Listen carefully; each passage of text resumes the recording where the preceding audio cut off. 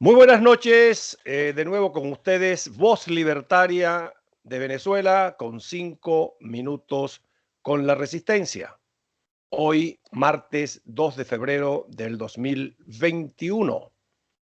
Quiero, como siempre lo hago, agradecerle a todos nuestros usuarios que nos han permitido abrir esta ventana, la que siempre señalamos como la ventana de la libertad de Venezuela y ahora también de la defensa de la democracia de España.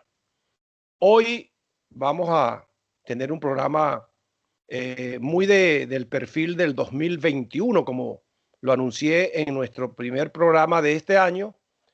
Eh, Siempre tratando de seguir la ruta que nos hemos trazado la mayoría de los venezolanos que hoy nos sentimos resistencia contra los secuestradores de nuestro país que lidera Nicolás Maduro con todos sus cómplices, tanto europeos como de otros continentes.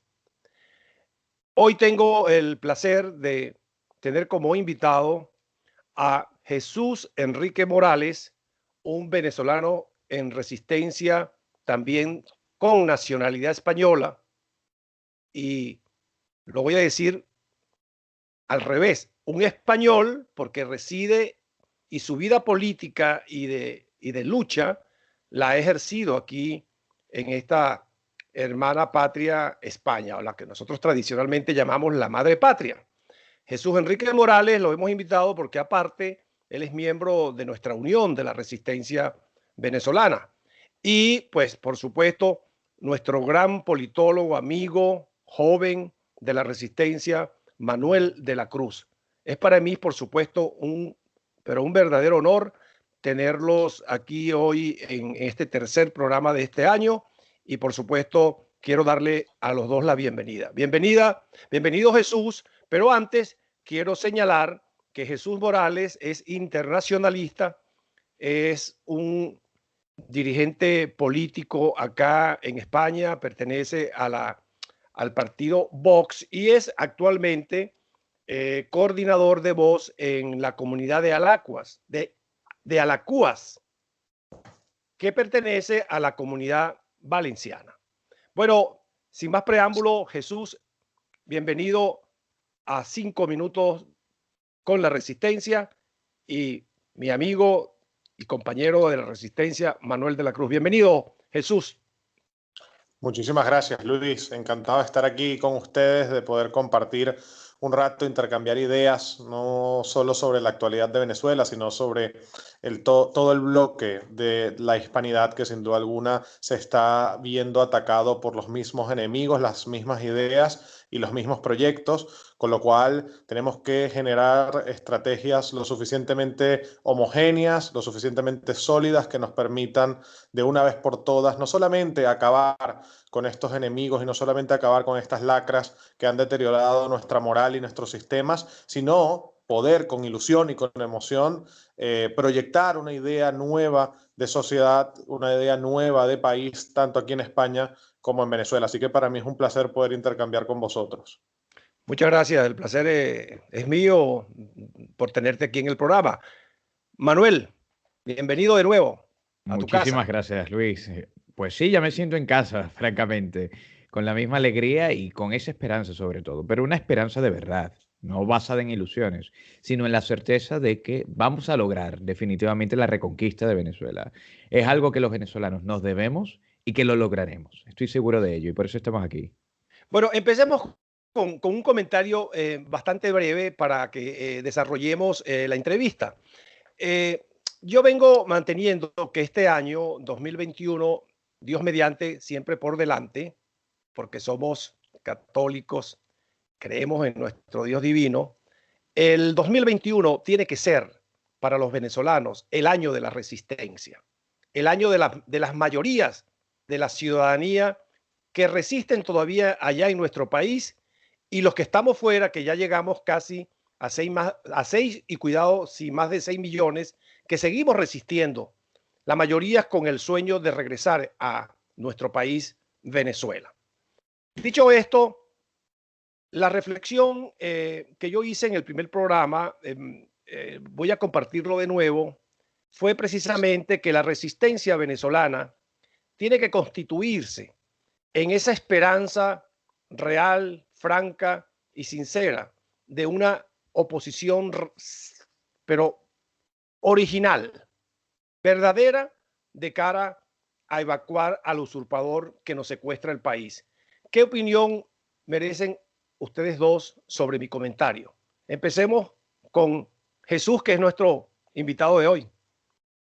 Bueno, Luis, yo creo que es muy importante lo que estás reseñando. Yo creo que el 2021 nosotros tenemos que enfocarlo, los que nos consideramos que formamos parte del bloque dentro de todo lo que es la iberoesfera del sentido común, de la razón, del pragmatismo. De una vez por todas tenemos que sobrepasar ese estadio de la difusión. Yo creo que el año 2000, tanto el año 2019, parte final del año 2019, como el año 2020, fueron momentos en los que nosotros pudimos ocupar espacios de difusión que la izquierda, por así decirlo, la progresía internacional, siendo más específicos, buscaron tapar y buscaron cercar hacia nosotros. Yo creo que esa parte o gran parte de ese trabajo lo tenemos hecho.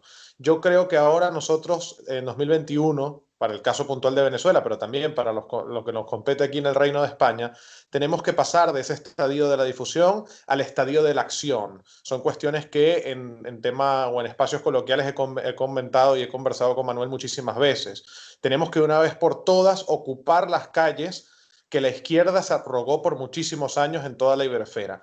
Y eso requiere, como dije al inicio de mi intervención, muchísima emocionalidad, activar en un verdadero sentido la emocionalidad hacia el futuro de las generaciones de relevo en nuestros espacios, pero por sobre todas las cosas, tener de una vez por todas que diferenciarnos de la oferta política que encontramos en nuestros escenarios. Porque eso es importante, Luis. La gente cuando no ve congruencia en un mensaje, que es lo que vio muchísimo en el tema de la oposición venezolana y ha visto en el deterioro del bipartidismo español, cuando la gente no ve congruencia, cuando la gente no ve que un partido, que un movimiento, que un líder político, para irnos a lo más simple, a lo más específico, no se ancla a convicciones firmes, no se ancla a la congruencia, a un proyecto serio, eso la gente al final se lo termina haciendo pagar al político, se lo termina haciendo pagar a ese espectro en clave electoral, en el caso democrático español, o en clave de posicionamiento de poder, como el de Venezuela, ya que en Venezuela no estamos en un escenario democrático convencional. Eso lo tenemos creo que más que claro.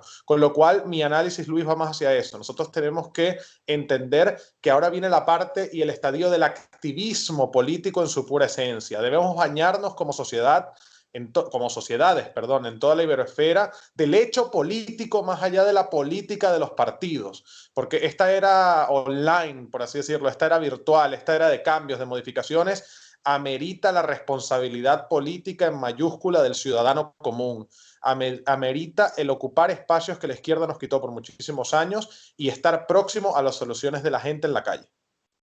Manuel, tu comentario. La política se hace actuando y nosotros ahora mismo necesitamos la política de acción. Estamos cansados un poco, desde una perspectiva de la venezolanidad entero, de la política de los manifiestos, de la política de las redes, de las políticas de las promesas, porque precisamente nos estamos enfrentando a algo que sobrepasa cualquier dimensión dentro del mundo literario, del mundo poético. Nos estamos enfrentando a una realidad completamente adversa. Hace poco estábamos hablando fuera de cámara sobre una fecha que se nos aproxima, que es el 12 de febrero, el Día de la Juventud. Pero cuando hablamos del Día de la Juventud, ¿qué juventud estamos hablando? Estamos hablando de una generación de hierro que prácticamente tuvo que aguantar las peripecias de vivir una Venezuela totalmente destruida y que el único motor para pensar en algo mejor era añorar un pasado que realmente no conocían. Era, por ejemplo, pensar en aquella Venezuela de la cual nos podrían narrar nuestros padres o nuestros abuelos, pero poco más. Entonces, la única forma en que en verdad podemos hablar de una reconquista real de Venezuela y de política real es asumir la responsabilidad histórica de tomar las calles, de tomar los grupos, los espacios, todo lo necesario, pero para movilizarnos de verdad, para atacar a esta bestia que nos destruyó en el corazón. Hay que acabar con el Foro de Sao Paulo y hay que hacerlo con toda la seriedad del mundo. Debemos hoy en día dejarnos simplemente de conversar, de festejar y asumir un carácter serio, porque o nos enfrentamos ahora que tenemos este espacio de oportunidad, o veremos cómo el caso Venezuela va a ser un nuevo caso Cuba, un nuevo caso China. No podemos permitir eso. Y yo no lo quiero permitir. No lo voy a permitir. Vamos un poco a refrescar lo que nos dejó a nosotros como activistas, vamos a llamarlos así, como parte de ese gran movimiento de la resistencia el año 2020 frente a las promesas ofrecidas y sobre todo más que a las promesas, a la manera como quedó desnuda lo que hoy todavía se llama oposición venezolana. Dame tu apreciación, Jesús, y luego tú, Manuel, sobre qué nos deja, según ustedes, el 2020. Indudablemente, yo creo que la primera parte o el primer aspecto que nos reseña 2020 con, yo creo, el suficiente detalle, Luis y Manuel, es el tema del negocio político que representó el chavismo para determinadas élites partidistas en Venezuela. Yo siempre me recuerdo cuando venía aquí a España a visitar a mi familia o cuando estaba en alguna otra parte del mundo compartiendo sobre el tema venezolano. Nunca me voy a olvidar en un caso puntual, cuando estaba haciendo un curso en el exterior, que yo le comentaba a un profesor que nosotros hemos tenido una lacra, habíamos tenido una especie de lacra política de izquierdas que hacía muy difícil hacer oposición a su gobierno o a su realidad política. Y él me dejó una reflexión abierta a modo de pregunta que nunca me voy a olvidar. Me dijo, mira, si ustedes tienen una clase política tan terrible como para ejecutar un gobierno como el del chavismo, déjame decirte que deben tener una posición peor para haber pasado la misma cantidad de años siendo oposición. Y nunca me voy a olvidar de esa frase. De hecho, se me paran los pelos cuando la repito porque me pongo en esa situación de visualizar cuando esa persona extranjera, esa persona ajena a la realidad venezolana tan terrible, simple y llanamente haciendo cálculos numéricos que en la política a veces también son importantes, denotó que había lo que llamamos nosotros gato encerrado. Entonces yo creo que lo primero que nos deja 2020 es eso, muy claro y muy evidente, no solo ante nosotros que nos bañamos del hecho político, que somos activistas políticos, que hacemos política, el negocio que para la oposición fue, es y seguirá siendo, si lo permitimos, la situación y la crisis venezolana. Eso es lo primero. Y lo otro, también muy importante, es el posicionamiento internacional realmente que no solo tiene el chavismo, no solo tiene el chavismo como eje de acción, sino también la misma oposición para poder cohabitar. Porque muchos años pensamos con esas famosas frases o eslogans que a veces he compartido con Manuel del vamos bien, de las ayudas humanitarias, de las comidas, de las bolsas de pañales para los abuelos venezolanos pensionistas necesitados que no les llegaba la pensión en ninguno de sus países de residencia. Pare de contar ejemplos. Ya de una vez por todas se van desenmascarando todas esas realidades y se va viendo cómo realmente esos ejes opositores no solamente le permiten la continuación en el poder al chavismo, sino que se lucran y tienen su calidad de vida en la burbuja del exterior a través de esa hambre política que se vive en Venezuela. Manuel. Yo creo que ya no podemos hablar de simples negocios. No podemos hablar de una suerte de complicidad, porque a estas alturas, hablar de complicidad es hablar de la posibilidad de encontrar alguna diferencia entre dos partes que se unen para cometer un crimen. En este caso yo veo lo mismo. No son clase política, van más allá. Son una casta política porque comparten hasta vínculos de sangre. ¿O es que se nos olvidan que hay familias dedicadas precisamente a destruir a Venezuela? Algunos de sus miembros tienen máscaras de opositores y otras de gobierno y demás. Pero sabemos en el fondo que realmente se trata de una élite terrible, una élite foránea que detesta a Venezuela y que no tiene ningún sentido de pertenencia ni tampoco de idea de la nación. Por eso esta tiranía es tan cruel con los venezolanos, porque a pesar de llamarse a sí mismo gobierno de Venezuela, no es un gobierno, porque un gobierno mantiene un orden benéfico y tampoco es venezolano. Tampoco es venezolano porque responde a intereses foráneos, a los intereses del comunismo internacional, los cuales son expresados a través del Foro de Sao Paulo, el gobierno cubano, la tiranía de China, toda la influencia que hoy en día tiene el Kremlin sobre el hemisferio americano. A eso nos enfrentamos. Más allá de un negocio, y he aquí lo triste del asunto, he aquí la pesadilla. Nosotros necesitamos hacerle ver a la gente que no hay diferencia alguna entre un Diosdado Cabello y un Juan Guaidó. Ambos pertenecen a la misma casta y tienen el mismo grado de complicidad. Simplemente están en distintos roles de un teatro, pero actúan justo para mantenernos sometidos, para mantener este yugo. Y el genocidio que ellos han perpetuado contra Venezuela es algo que no podemos olvidar. Y aquí, para terminar, hay que recordar que ninguno se salva. Y prueba de ello, ya que siempre piden pruebas, ahí tenemos la última lista de los sancionados por parte de la administración norteamericana. ¿Dónde están los que decían que Henry Derwick Ramos Alug era un hombre de carta cabal, un demócrata defensor de la libertad de Venezuela, que realmente Guaidó no era malo, que su entorno era el problema?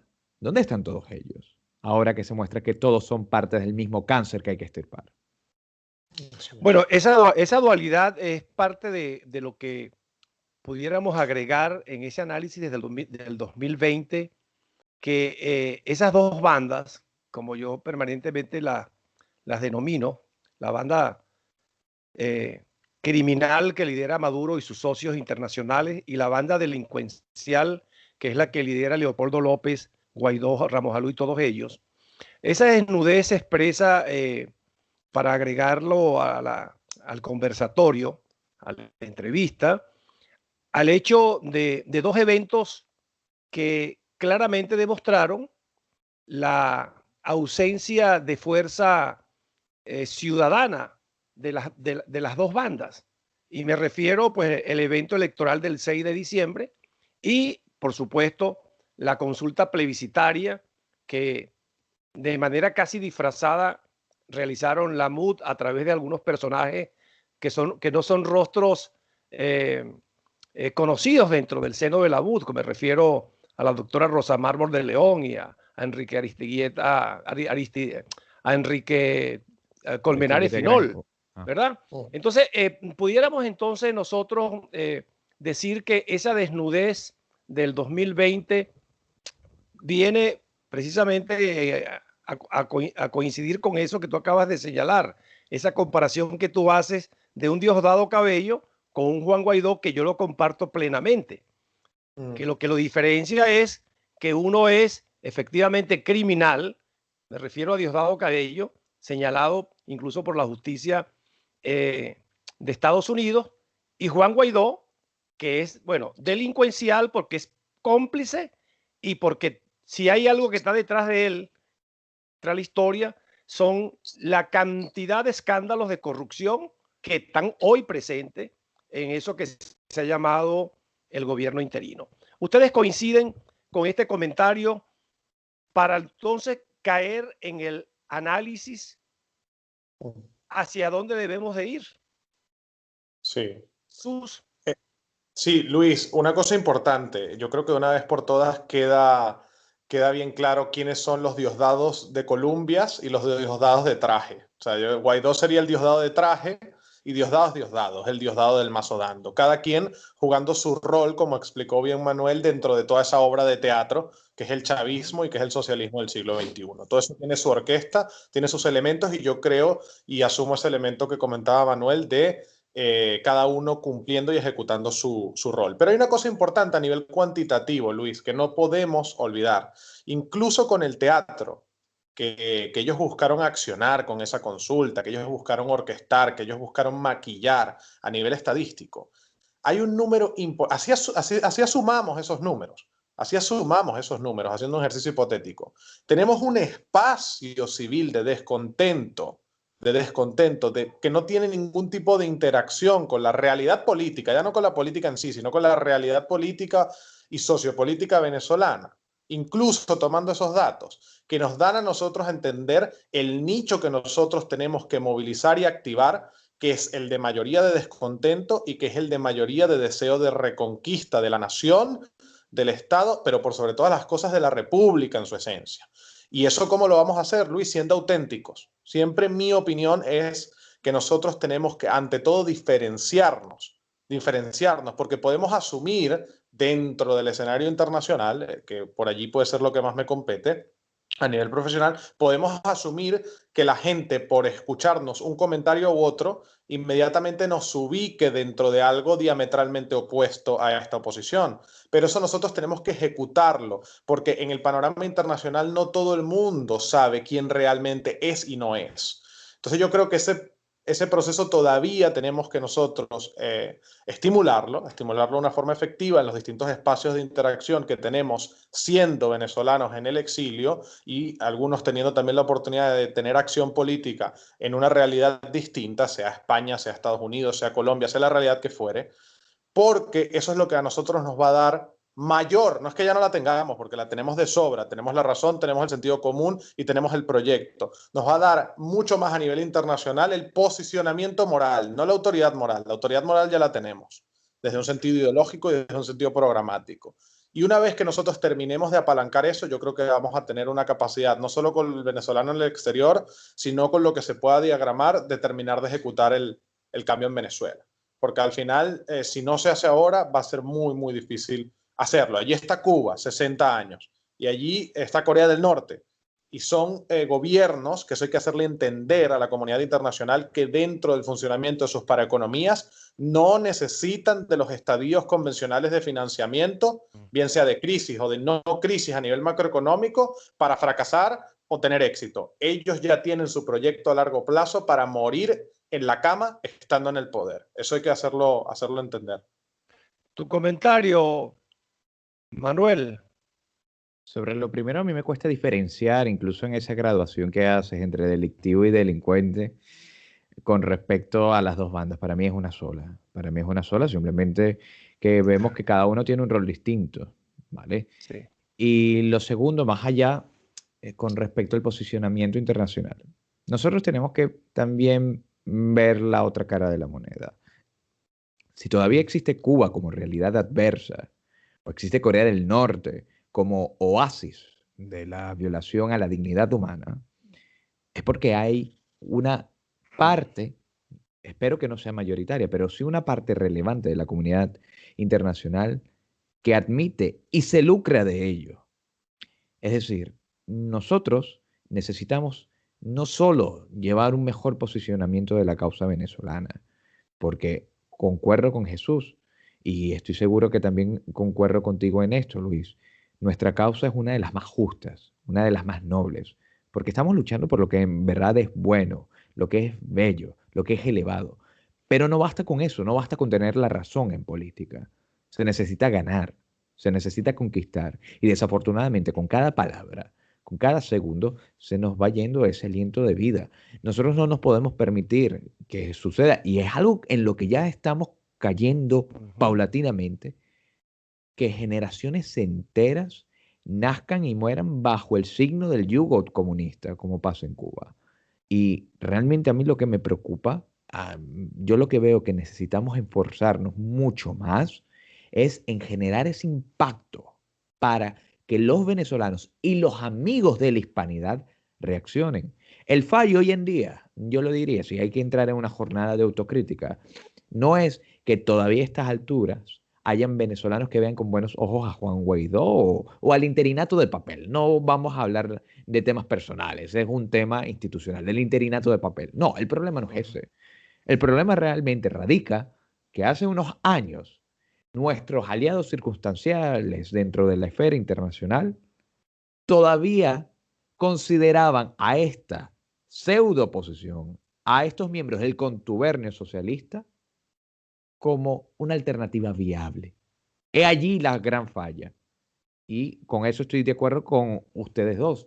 Nosotros, desde la resistencia, debemos crear ese polo distinto, auténtico, que diga, ya va, eso no es así.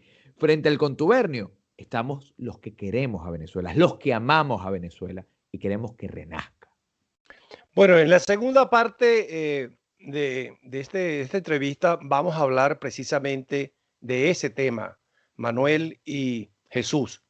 O sea, ¿qué es la resistencia ciudadana, la unión de la resistencia ciudadana? ¿Qué pretendemos? ¿Cómo estamos organizándonos? ¿Y de qué forma vamos nosotros a liberar a nuestro país? Pero una vez ya pues, analizado suficientemente el tema del 2020 y que ya hemos precisado eh, eh, lo que tenemos al frente, o dicho de otra forma, ¿qué estamos nosotros en este momento combatiendo frente a nosotros? La pregunta es la siguiente. ¿Pudiéramos entonces concluir que Venezuela está en este momento secuestrada por dos bandas? La criminal, como yo la llamo, y la delincuencial, que es la MUD, que por cierto cerró su ciclo de legitimidad el 5 de enero. La Unión de la Resistencia tendrá entonces que enfrentar a dos usurpadores para ver a Venezuela libre. Jesús Enrique.